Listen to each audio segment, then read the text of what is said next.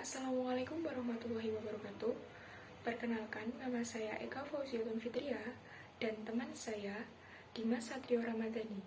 Kami dari kelas 11 IPA 5 akan mempresentasikan tugas PPKN membuat PPT mengenai sistem hukum dan peradilan di Indonesia.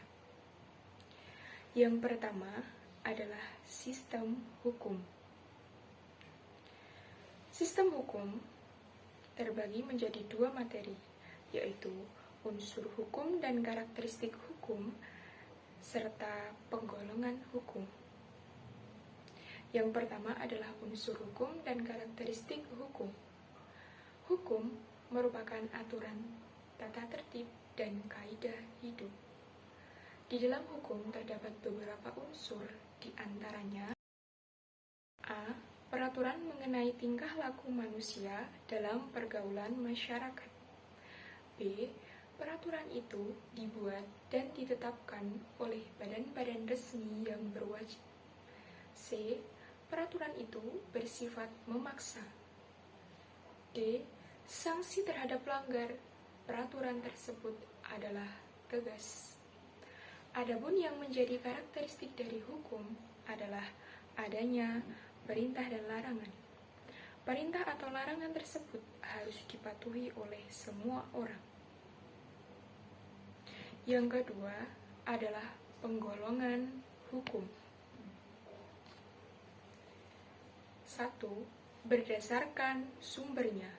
Contohnya, hukum undang-undang, hukum kebiasaan, hukum traktat, dan hukum jurisprudensi. Yang kedua, berdasarkan tempat berlakunya. Contohnya, hukum nasional, hukum internasional, hukum osing, dan hukum gereja. Ketiga, berdasarkan bentuknya. Contohnya, 1. Hukum tertulis atau dikodifikasikan dan tidak dikodifikasikan, serta hukum tidak tertulis. Yang keempat, berdasarkan waktu berlakunya. Yang pertama adalah ius constitutum atau hukum positif, dan ius constituendum atau hukum negatif. Yang kelima, berdasarkan cara mempertahankannya, yaitu hukum material dan hukum formal. Yang keenam, berdasarkan sifatnya, yaitu hukum yang memaksa dan hukum yang mengatur. Ketujuh, berdasarkan wujudnya, yaitu hukum objektif dan hukum subjektif.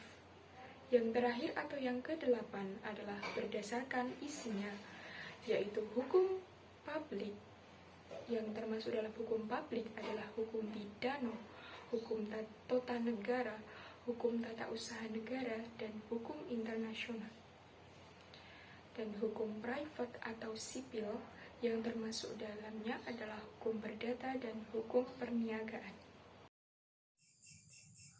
Assalamualaikum warahmatullahi wabarakatuh. Saya Dimas Satrio Ramadhani akan melanjutkan presentasi dari Mbak Eka Fauziatun. Peradilan. Di sini kita akan membahas peradilan menjadi 3 hal. 1. Makna peradilan lembaga.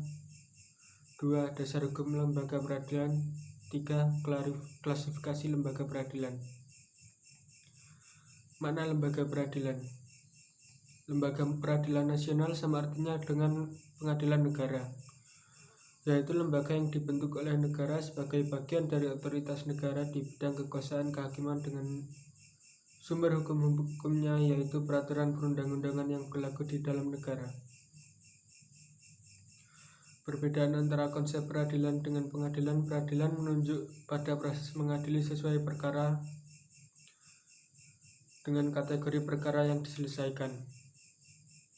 Adapun pengadilan menunjuk pada tempat untuk mengadili perkara atau tempat untuk melaksanakan proses peradilan guna menegakkan hukum. Kedua, dasar hukum lembaga peradilan. Dasar hukum terbentuknya lembaga-lembaga peradilan nasional yaitu Pancasila, terutama sila kelima, serta undang-undang. Peraturan perundang-undangan menjadi pedoman bagi lembaga-lembaga peradilan dalam melaksanakan tugas dan wewenangnya. Sebagai lembaga yang melaksanakan kekuasaan kehakiman secara bebas tanpa ada intervensi campur tangan dari siapapun. 3. Klasifikasi lembaga peradilan. Di sini peradilan dibagi menjadi dua, yaitu lembaga peradilan di bawah Mahkamah Agung serta lembaga peradilan di bawah Mahkamah Konstitusi. Sekian dari kami. Maaf jika ada salah kata. Wassalamualaikum warahmatullahi wabarakatuh.